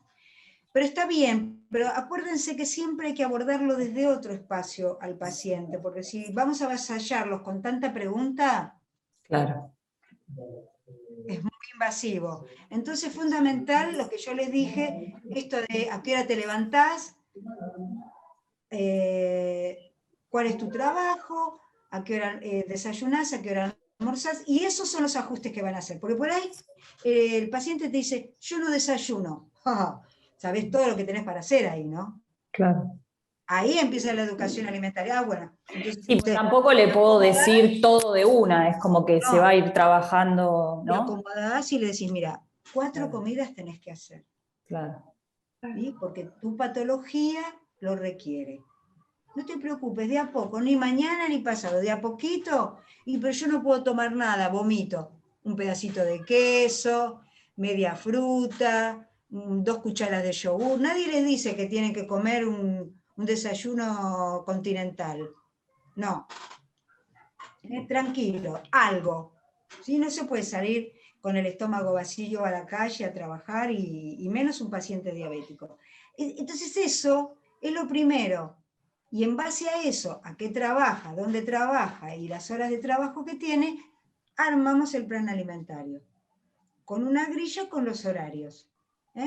Y después le preguntas, ¿vos querés que yo te mande recetas? Y sí, bueno, esos son 2.000 pesos más. ¿Quieres recetas? Son 2.000 pesos más. No, bueno, no. No tenemos que darle El recetario le mandas. Claro. Quieren que se pagan las recetas. No, porque no les podemos dar todo. Y si no, viste, algo tienen que trabajar ellos también, ¿no? Y tener la idea de que... Bueno, muy bien. Grupo 2. Grupo 2. Teníamos un adulto que no sabía que tenía diabetes, pero viene con los análisis, ¿sí? Entonces, bueno, mientras miramos nosotros los análisis, le hacemos completar una fichita con los datos personales, lo básico, nombre, apellido, edad, peso, altura. Siempre es mejor la fecha de nacimiento, ¿eh? Y fecha de nacimiento. Mejor que la edad y fecha de nacimiento. Claro, porque hoy tiene 50, mañana tiene 51 y mejor con la fecha de nacimiento, ¿no? Perfecto. Entonces vemos que en la historia clínica que nos trae el laboratorio actual tiene más de 125 gramos por decilitro, con lo cual decimos, opa, ¿qué pasó? Entonces le preguntamos si tiene un laboratorio previo, si lo tiene, si nos puede enviar, y volvemos a hacer por las dudas un laboratorio futuro, por si fue algo puntual de algo que comió en esa semana, entonces volvemos a repetir laboratorios para estar seguros. También preguntamos antecedentes familiares, si algún pariente o familiar tiene esta patología o alguna patología referida, ¿sí? Y después observamos los 4 síntomas que son las 4P, poliuria, polifagia, polidepsia y pérdida de peso, ¿sí? Aparte hacemos diferentes evaluaciones. Lo primero es la ocupación, qué rutina tiene, ¿sí? Qué horarios tiene y qué hace. Si tiene actividad física, si hace actividad física, con qué frecuencia, ¿sí? Y después, antes de centrarnos en lo que es la alimentación, hacemos un par de evaluaciones, que puede ser una evaluación dérmica, a ver si presenta la piel negra, que es acantosis negrican, que es esa piel que se hace a los diabéticos como unas manchitas negras, qué tipo de descanso tiene. Hacemos también a ver si una evaluación bucal, no hacemos una evaluación bucal, le preguntamos si tiene alguna pérdida de piezas dentarias, así no le vamos a abrir la boca y a ver qué tiene, no eso no, con el barbijo no vemos ahora. Sí, menos. Y si es mujer, también preguntamos con respecto a sus embarazos, si sus embarazos fueron normales, si vinieron la glucemia, si tuvo algún pico de diabetes, para saber cómo fue. Y también le consultamos si tienen fármacos, si consume algún tipo de fármacos como corticoides o algún otro fármaco que pueda estar interfiriendo con los análisis, con la patología que vino en el laboratorio actual. Bueno. Y después, bueno, una vez que más o menos vemos todo este panorama, nos centramos en la alimentación. Con qué frecuencia come, el tipo de alimentos, qué es lo que más consume, si harinas, si vegetales, si carnes, frutas, cuál es el grupo en el que se centra su alimentación, y si lleva algún registro, o hacemos un registro también con lo que nos va contando él, que desayuna, que almuerza, si hace colaciones, si está picoteando todo el día. Llevamos un registro de esa patología. Y después, ¿que anoté algo más? Creo que no anoté nada más, ¿no, chicos? Bueno, no. Pero yo les voy a decir que está todo mal. Dice mal. ¡Ay! ¡Qué feo! Por eso yo los escucha. No por algo se reía. Claro, porque les voy a explicar. El paciente no puede venir por primera vez sin un diagnóstico o que nosotros lo veamos. O sea, puede venir y que nosotros lo veamos, pero ahí nomás le decimos, mirá, o mire, vos estás con un pico de hiperglucemia, yo te voy a dar algo para resolver este fin de semana hasta que pidas turno con el médico, tenés que ver a un diabetólogo. O sea, ahí no se pueden hacer cargo de nada. O sea, que si viene así, ni siquiera le hacemos la anamnesis. Le Nada. decimos no. Solamente, mirá. No gastamos saliva. Pero yo lo hicimos a propósito, para que mira. sepan que cuando pasa, porque pasan estas cosas, el paciente, si la llama por teléfono y ustedes no saben para qué viene, se les presenta acá un diabético y ¿qué hago? Claro, no lo podemos atender directamente. No. Sin antes que lo vea un diabetólogo. Exactamente, o un clínico, a veces el clínico también maneja, pero todo lo que ustedes hicieron... Ya nos hacíamos cargo nosotros. Una vez que venga con la derivación del médico. Está perfecto. Perfecto. Una vez que venga con la derivación. Entonces, ¿qué se hace en estos casos? Que por ahí vos tenés vamos a suponer que ustedes tienen un paciente que lo atienden hace 3 años. El último año no vino. Hizo estudios con el médico. Mira, el médico me mandó a hacer estudios. Pero mira, voy primero con vos, Karina, que vos siempre me atendiste bien. Voy a tu consultorio. ¿Me das la dieta que me diste para bajar de peso? Bueno, venite, Nicolás, vení que yo es el mismo que iba el otro. Venite que lo vemos. Cuando vos abrís el laboratorio te das cuenta que el tipo tiene, no sé, 140 de glucemia, o más. Nicolás, mira, yo voy a resolver la coyuntura, que es darte esto para esta primera semana. Tenés que ir urgente al diabetólogo. Eso es lo que tienes que hacer. Perfecto, pero no es que lo sacamos, no, por lo menos lo conformamos y lo mandamos urgente al diabetólogo. No lo vas a mandar sin un plan alimentario, aunque sea para una semana, en donde no te vas a confundir, porque vas a trabajar los hidratos, más o menos lo vas a manejar, porque el tipo viene para adelgazar, pero resulta que el problema no es eso solamente, es que tiene una glucemia aumentada. Entonces, como la idea es que ustedes tengan al paciente y puedan quedarse con ese paciente y que continúe con ustedes por la situación de hiperglucemia que está padeciendo, es, mira, yo te hago esto, trabajá con esto hasta que veas al médico y después volvés que yo ya tengo preparado todo lo que tenemos que trabajar juntos. Esa es la forma de trabajar. Perfecto. Esa es la forma de trabajar. No se puede hacer nada, porque lo que ustedes hicieron no está mal, pero no podemos hacer eso. No, el genial. paciente necesita... Norma, genial esto de hacer estos casos de anamnesis, porque entregamos el trabajo, o sea, yo te voy a decir esto, vos dijiste 2 horas, para hacer el trabajo de anamnesis tuvimos días, no fue tan rápido, porque no sabíamos bien qué poner, qué hacer, no, pero después están aprendiendo. Cómo evaluar los casos. Claro. Así que esto es bárbaro que vos nos hagas practicar, la verdad que está buenísimo. Es la idea, porque para que vean cómo es la realidad, tampoco claro. El hecho de que una anamnesis tiene 759 preguntas, a veces con 3 preguntas ya te das cuenta de todo. Y no necesitamos ser tan cargosos, ¿no es cierto? Porque a veces se cargosea un poco cuando le preguntan tantas cosas al paciente. Hay que ser muy puntual, muy expeditivo y registrar, ¿no? Y eso es muy importante. Entonces, lo que hicieron, les repito, no está mal ninguno de los 2 grupos, porque están aprendiendo. Si ustedes están haciendo una práctica, que ya pasaron por esta guadaña que tuvimos recién, entonces sí, les voy a decir, no, te bajo un punto porque te estás mandando una de terror. Pero ustedes están aprendiendo, estamos trabajando todavía en esto.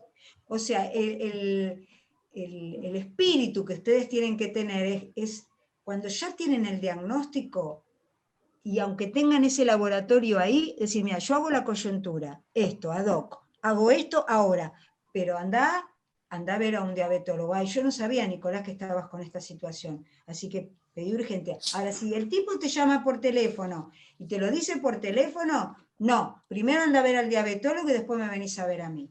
Claro. Perfecto. Y ahí te asegurás, cerrás todo el circuito. Y es un paciente que no te va a dejar porque sabe que uno no está detrás de los 2.000 pesos de las recetas. Sí, lo está cuidando, vos lo estás cuidando, nada, vamos a hacerlo y después trabajamos juntos. Sí. Exactamente. Hoy en día por las obras sociales entran directamente los pacientes a nutrición, pero siempre es mejor tener la derivación por las dudas. Y si no la tenemos, si nosotros nos formamos bien, estudiamos mucho y aprendemos, podemos salir adelante de una situación específica. Así que esto era un poco para que se diviertan un poco, para que vean a la fisiopatología con otras miradas, ¿no es cierto? Y ver dónde poner cada cosa, cómo poner las fichas en cada lugar, ¿no es cierto? Saber mucho de fisiopatología y saber mucho de la terapéutica es el secreto. Muy bueno. Así que, no, igual estuvieron muy bien y me gusta cómo trabajan. Ahora terapéutica vamos a empezar en el segundo cuatrimestre, ¿no? Claro, ustedes empiezan la terapéutica en el segundo cuatrimestre, ahora me acordé. Claro. Sí. Sí. De todas maneras, vamos a hacer una integrada con ellos. Ah, buenísimo.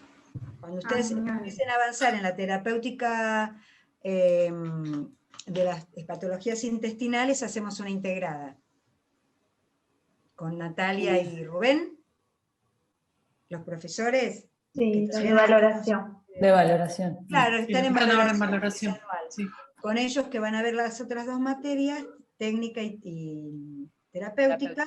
Entonces integramos la fisiopatología, la valoración, y la terapéutica nutricional y la técnica dietoterápica. Hacemos todo junto. Están las 4 materias muy unidas. Están reunidas. Entonces por eso podemos hacer 1 o 2 clases de esas y bueno, para que salgan adelante. No, sí, sería bueno. Así Norma, que, una consulta aparte, relacionado pero no. Como estudiantes de nutrición, que digamos, y más si estamos llegando casi al 4º año, ¿no? ¿Hay algún trabajo que podamos hacer para ir aprendiendo como estudiantes o es medio complicado? No se puede. Claro, o sea, como para empezar a observar o algo, digo, ¿no? Porque está bueno esto de empezar a ver estos temas. Como lo que pasó hoy lo que hicimos casi un roleplay fue de alguna manera. Sí. Esto te lo da la práctica y por más que vos lo veas, lo tenés que vivenciar, hacerlo vos. Claro. A partir de ahí se crece y se aprende. Hacerlo vos y por ahí con otro o solos. Pero por el momento no les conviene, porque es como que es mucho. Esto fue una posibilidad que tuvimos, lo hicimos, bárbaro. Pero a veces también avanzar más no conviene. Claro. Son muchas cosas, entonces mejor paso a paso. Ok. Bueno. Ceci. Bueno, muy bien. Estuvo bien, me gustó cómo trabajaron. Aparte me gustó escuchar las cosas que hablaban. Sí, está bueno. Que quedó, sí, porque estaban muy bien las cosas que decían. Tal vez no es el momento, pero estaban muy bien las cosas que decían. Y estaban con la dentadura. Entonces, ¿qué? La pieza dentaria, la dentadura, los dientes, ¿o qué? Querían oler para ver si había cetoacidosis. Andar oliendo a saludándolo cerquita, ¿viste? Tiene los dientes, abrí la boca, tiene toda la... No, cuando la enfermedad está avanzada, sí, pero al principio no tienen problema. Y la avanzada y sin tratamiento, porque cuando el paciente está con tratamiento no tiene problema, ¿eh? Así que el paciente diabético cuando es adherente al tratamiento va todo por su carril. Así que, chicos, yo me tengo que ir abajo a la casa de mi mamá, que tengo que ir a verla. Yo estoy en el 11, ya está en el 5º, así que voy a bajar un ratito y no sé si vos querés cerrar con algo o cerramos las dos acá. Cerramos las dos acá. ¿Y qué está la nena? ¿Y la nena? La nena con el papá está. Así bueno. Por eso hay tanto silencio hoy acá en mi casa. Silencio, claro, no se acercó nada. Bueno, chicos, cualquier muchas cosa. Gracias. Gracias por todo. Gracias. Hasta luego. Buenas noches. Gracias. Buenas noches. Nos hablamos. Gracias por la clase. Gracias. Buenas noches.